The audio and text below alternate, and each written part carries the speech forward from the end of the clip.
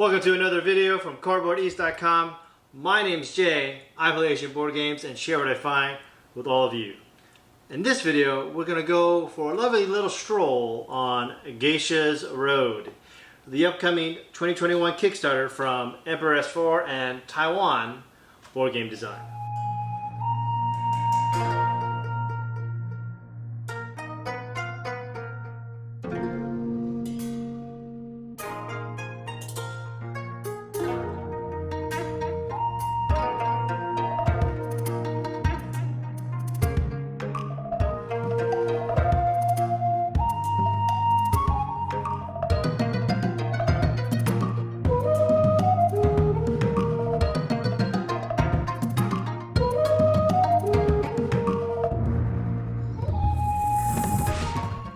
Geisha's Road does come in a small box, but it does take up quite a bit of table space. So we're going to break up this how to play video. This section of the game setup looks quite familiar to Hanamikoji, except now you'll have 5 suits instead of 7, and you'll notice that the suits don't have numbers assigned to them. You'll also notice that the action markers here and here, for your convenience, the favor tokens are double-sided, so you could choose whichever side is easier for you to see. The good news is that this plays exactly the same as Hanamikoji. The first thing you do on your turn is draw a card from the deck, add it to your hand, and then you'll choose one of the remaining action markers. Pick it, flip it, and then perform that action. Your opponent will then draw a card, and then choose one of the actions available. And then this will continue back and forth until both players have flipped all 8 action markers. But in order to see what's new, we're going to have to look on the other side of the table. And here is the new part of the game. Off to the side, you're going to put your daytime lantern cards and your nighttime lantern cards. And then here, you'll put your 5 tea houses. You'll place your geisha and the matching guests next to the tea house. For the purpose of this video, I will be removing the stand from the geisha and placing it directly on the tea house. During the course of the game, you will play many cards. Each time you play a card, for example, this is red 3, you will move the matching geisha that many spaces clockwise. So red 3, 1, 2, 3. Anytime that you play enough cards and the geisha returns to her tea house exactly, not here, not there, but it returns exactly to her tea house, you're going to take the top daytime lantern card and put it above this tea house. This tea house is now worth 3 points at the end of the game. If a geisha happens to return back to her house a second time, then you'll take a nighttime lantern card and place it above the other lantern card. Now the red tea house is worth 6 points. Now I've set the game up with the guest expansion, and how that works is actually pretty simple. If a player plays a 3 or a 4, then when the geisha moves, they do not pick up any guests. Oops. However, if you play a 1, for example, this is green 1, then your geisha will move 1 space. And then you will receive 2 guests in the tea house that you arrived at. If you play a 2, so for example, this is green 2, well, you'll move your green geisha 2 clockwise, and then you'll only score 1 of these guest tokens. Now, why do you want guest tokens? Well, at the end of the game, you'll score points for a set collection, and depending on whether or not it's a series of a run, or if it's 2 of a kind or 3 of a kind. So at the end of the game, it might look something like this. If you'll notice that there are lantern cards on top of tea houses, and that's for if the geisha returned exactly back to her own tea house. At the end of the game, whoever scores the most green will gain control of the green tea house and the points allotted to the greenhouse. So in this case, the green tea house is worth 4 points. The pink tea house is worth 3 points.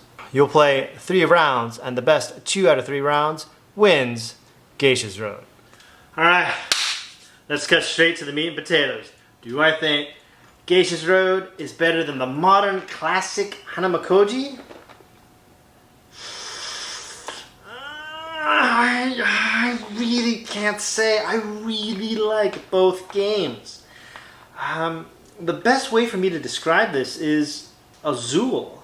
Now, if you don't know what Azul is, I don't know, wherever you've been in this board gaming hobby, Azul is a classic tile laying game that came out very simple, very approachable. Anyone could play it, and it was widely successful. In fact, they made Azul 2, 3, and Azul 4, and I promise that they're going to make an Azul 5. While 2, 3, 4, and 5, and possible 5 will have been more and more gamery, a lot more complex, Azul 1 was just very simple and approachable. And lots of people debate about which one they like and which one's their favorite. And I think that's where I'm going to land on this. The modern classic Hanamikoji is very approachable and anyone can really play it. And while Geisha's Road is also approachable, it's just there's a lot more going on. If you want to know my thoughts on Hanamikoji, you can check out our previous video and see all that stuff there. But you're here for Geisha's Road, and well, let's get to it. Production. As you saw in our previous unboxing video, the components, I think, look great. Now, this is a review copy, and the components are not completely finalized, so they might differ from the retail version. But from what's in here, it's already great. The cardboard is good and thick. The cards are of a nice, clean, sturdy stock, and it's just another really great production from Emperor S4 Games. Gameplay! Wow, there's just, I don't know what else to say except there's a lot going on in this little box. And not only is there a lot going on, like there's just a lot on the table. So over here is the Hanamikoji you know and love, and here is this circle of doom where Geisha's moving around in a circle, and you're looking at your cards, you're looking here, you're looking here, I play this, and this affects this, and this affects that, and this affects this. There's just a lot going on. So one of the joys about Geisha's Road is just like its sister game, Hanamikoji, there's a lot of emergent strategy in this game that you may not get the first time you play. So for a tiny box, there are a lot of interesting decisions in every single game. Especially with that guest expansion. You can play your 3 and 4 cards, and maybe you'll win that tea house, but you can play your 1 and 2 cards, and then you'll get those guests and rack up maybe 8 points, and 8 points is a lot in this game. I love that there are different strategies. Like you can go for the tea house or you can go for the guests. Maybe you can get 1 guest, sure, but if you get all 3, whoo, that's a lot of points. Now don't be confused, like your cards might say 1, 2, 3, 4, but each one of those are crazy decisions. You're trying to gain control of a certain tea house, and at the same time you're trying to make sure that tea house is worth points. And at the same time you're trying to make sure you get the guests so you get more points from that, and you don't want to give your opponent guests and you don't want to give your opponent tea houses. Wow. Hanamikoji feels like a nice, chilled out afternoon. Geisha's Road is a typhoon. It's going to come in, flood your mind, and just wreck everything that's inside. Now, this is essentially the same game as Hanamikoji, but in Hanamikoji, all the geishas have set values. 2, 2, 2, 3, 3, 4, 5. In Geisha's Road, you begin the game not knowing how much each geisha or tea house is worth. And it's completely player driven, and the players decide how much each tea house is worth. And that puts you in this very interesting mind space of, do I push green? If I push green, well then maybe my opponent claims it. Or maybe I won't build up blue, but then maybe your opponent steals it. And the best part is you can feed cards to your opponent, and that geisha can complete and land on her house, and then you play the other cards, scoring even more points and gaining control of that house. Oh, brilliant. Now, Hanamikoji was an easy deck to count, and Geisha's Road is even easier. There are only 20 cards, 5 suits, each suit 1 through 4. So while the deck is easier to count in Geisha's Road, it's also easier to get into your opponent's mind frame, and it just makes this game utterly bizarre and beautifully painful. You will need to relax after a game of Geisha's Road. Replayability. The Kickstarter launches in Q4 of 2021, and I just can't recommend it enough. Hanamikoji is a great game. This is a super solid game, and you get 7 expansions. Now, the best part is that these 7 expansions expand Hanamikoji and Geisha's Road. So there's just so much to explore here. Now, these 7 expansions add a ton of replayability.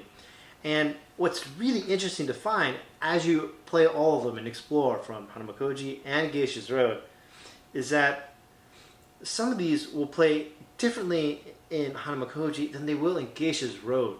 Like, I found that I may not like one, but in Hanamikoji, but oh, it's amazing in Geisha's Road. Trashing 3 cards all at once is a pretty big deal in Hanamikoji, but trashing 3 cards in Geisha's Road, oh wow, that is game changing. Now, are there negatives? Yeah, sure. I guess that after you play a card, you do have to take a little bit of time to move the geishas, and that can interrupt the gameplay, but really, I mean, Hanamikoji is maybe 15 minutes, and this is about 20 minutes, so you're not really adding that much more time. Now, I have played all 21 versions of both of these games. So I have played 7 with this, 7 with this, and 7 without the guest expansion. And oh man, it is just mind-numbingly amazing. I think Emperor's War has a real winner on their hands. This is an easy recommendation from Cardboard East. I don't know what else to say, guys, except buy it, back it, hit that all-in pledge, and join Team Awesome. Cardboard East gives this the seal of approval. Well done, Emperor's War. Hey guys, thanks for watching the end of the video. If you like this video, like, subscribe, and hit that bell icon, and see what's up next on Cardboard East. I didn't expect September to be Hanamikoji month, but oh man. Whew. I don't knock it. I really like both these games. Alright guys, thanks for watching.